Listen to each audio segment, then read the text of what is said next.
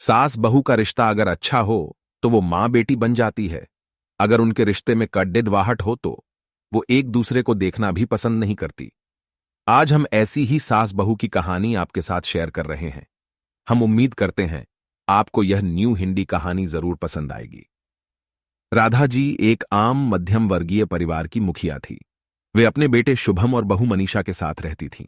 एक बेटी सीमा थी जो कि शादी के बाद अमेरिका में बस गई थी। राधा जी के पति की मृत्यु बहुत पहले ही हो चुकी थी। शुभम और मनीषा की शादी को 5 साल हो गए थे, लेकिन अब तक उनकी कोई संतान नहीं थी। राधा जी की बहू मनीषा भी जॉब करती थी, जो कि राधा जी को बिल्कुल भी नहीं सुहाता था।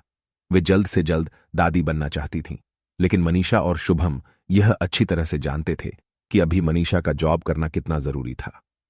राधा जी अपने बेटे शुभम से इस बारे में बात करती तो शुभम किसी न किसी बहाने से बात को टाल देता था। इसलिए वे मनीषा को ही परेशान करने के बहाने ढूंढती रहती थीं ताकि वह अपनी जॉब छोड़ दें। और अभी कोरोना काल में तो मानो उनके मन की मुराद ही पूरी हो गई थी। हालांकि वे दिल की बुरी नहीं थी, लेकिन पोते की चाह में वे ना चाहते हुए भी ऐसा कर जाती थी। अपनी हमउम्र सहेलियों को दादी बनते देखकर उनका मन दुखी हो जाता था। उस दिन भी घर में ऐसा ही कुछ हुआ। ऑफिस में काम की वजह से मनीषा देर तक सोती रही और राधा जी को अच्छा खासा मौका मिल गया। ये क्या बहू, अभी तक सो रही हो? पता है सुबह के 10 बज गए हैं। शुभम भी बेचारा कब से उठकर ऑफिस के काम पर लग गया है और तुम हो कि अभी तक सोई पड़ी हो। चलो अब उठकर सबके लिए चाय नाश्ता बना लो। मुझसे कुछ हो नहीं पाता है, वरना मैं तो तुम्हारे भरोसे कभी ना रहती, खुद ही सब कर लेती। सॉरी मां जी, वह देर रात तक काम चलता रहा, इसलिए सुबह सुबह ही सो पाई थी, इसलिए समय का पता ही नहीं चला। आप चलिए, मैं अभी जल्दी से आती हूं। हाँ ठीक है, मेरा कुछ नहीं, पर शुभम को देख लो, उसे कुछ चाहिए तो नहीं? कब से उठा है बेचारा।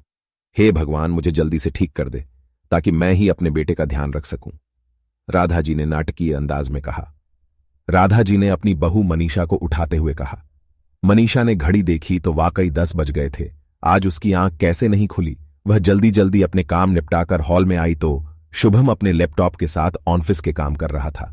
उसने किचन में जाकर चाय नाश्ता बनाया और फिर रात के बर्तन साफ किए और झाड़ू पोंछा करके नहाने चली गई। दरअसल कोरोना वायरस की बढ़ती बीमारी की वजह से शहर में पूरी तरह लॉकडाउन किया गया था, इसलिए काम वाली बाई भी नहीं आ रही थी। मनीषा खुद एक इंटरनेशनल कंपनी में काम करती थी। उसका ऑफिस टाइम निश्चित नहीं होता था, अधिकतर उसे रात में देर तक काम करना होता था।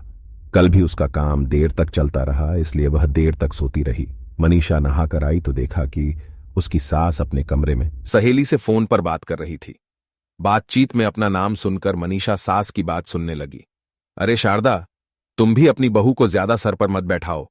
बहू को ज्यादा उड़ने दोगी तो कल को अपनी नौकरी के चक्कर में वह तुम्हें ही घर की नौकरानी बनाकर छोड़ेगी। मैं तो भाई शुरू से ही मनीषा के नौकरी करने के खिलाफ थी। अब करे नौकरी शौक से, पर साथ साथ घर के काम भी करें। मैं तो बदन दर्द का बहाना बनाकर बैठ जाती हूं, नहीं तो सारे काम का बोझ मेरे सिर पर आ गिरता। मैं कोई मुफ्त की नौकरानी थोड़े ही हूं। मैं तो कहती हूं तुम भी यही किया करो। सास की बात सुनकर मनीषा की आंखों में आंसू आ गए। वह जिस सास को बीमार समझकर उनकी दिन रात सेवा करती है, उन्हें एक ग्लास तक उठाने नहीं देती है। सारा दिन घर का और रात को ऑफिस का काम करके थकान से चूर होकर भी उफ तक नहीं करती। उसका यह फल मिला है उसे। माना वे मेरी नौकरी के खिलाफ है, मगर यदि घर की किश्त नहीं होती तो वह भी कभी नौकरी नहीं करती। शुभम का बोझ कम करने के लिए ही तो वह नौकरी कर रही थी।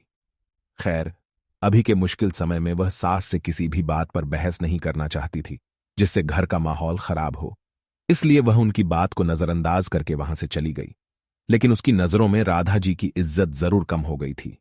दूसरे दिन सुबह सुबह राधा जी की बेटी सीमा का अमेरिका से फोन आ गया। सीमा की सास उसके पास अमेरिका आई हुई थी। आदत के अनुसार राधा जी ने जैसे ही सीमा की सास की बुराई करनी चाही, वैसे ही सीमा ने उन्हें डपट दिया। मां, आप बिल्कुल भी मांझी के बारे में अनाप शनाप नहीं बोलेगी। पता है आपके चक्कर में आकर मैंने उनके साथ कितना बुरा व्यवहार किया था, लेकिन आज मुझे उनकी कीमत पता चल गई है। तुम तो उनके यहां पर आने के कितने खिलाफ थी, मगर आज अगर वे यहां नहीं होती ना मां, तो ना जाने हमारा क्या हाल होता। तुम्हें तो पता ही है कि मेरा नौकरी करना कितना जरूरी है।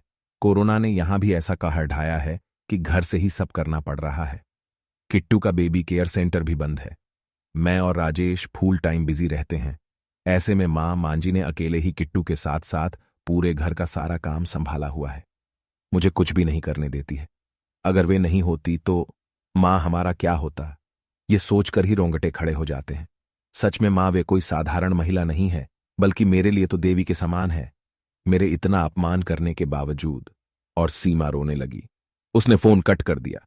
सीमा की बात सुनकर राधा जी की भी आंखें भर आईं। उन्हें अपनी भूल का एहसास हो गया था।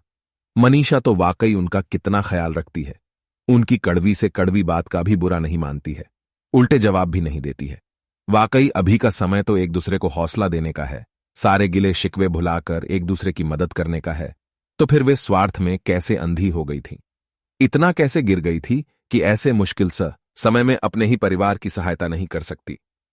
उन्होंने उसी समय मनीषा को बुलाकर उसके सिर पर प्यार से हाथ फेरते हुए कहा, मनीषा, आज से घर के कामों की आधी जिम्मेदारी मेरी रहेगी। मैंने आज तक तुम्हें जो भी कहा और किया उसके लिए सॉरी। चलो अब तुम जाकर आराम करो, खाना मैं बना लूंगी। इधर सास का बदला हुआ रूप देखकर मनीषा की भी आंखों में खुशी के आंसू आ गए और अपनी सास के प्रति उसके मन में फिर से पहले वाला सम्मान वापस आ गया था। शायद हमारे जीवन में मुश्किल समय आता ही इसीलिए है कि हमें एक दूसरे की अहमियत का पता चले। अपनी गलतियों का एहसास होने और आगे बढ़कर माफी मांगने से वाकई इंसान छोटा नहीं बल्कि बहुत बड़ा हो जाता है, राधा जी की तरह। कहानी अच्छी लगे तो हमारे चैनल हैप्पी 2M को लाइक, शेयर और सब्सक्राइब जरूर करें। धन्यवाद।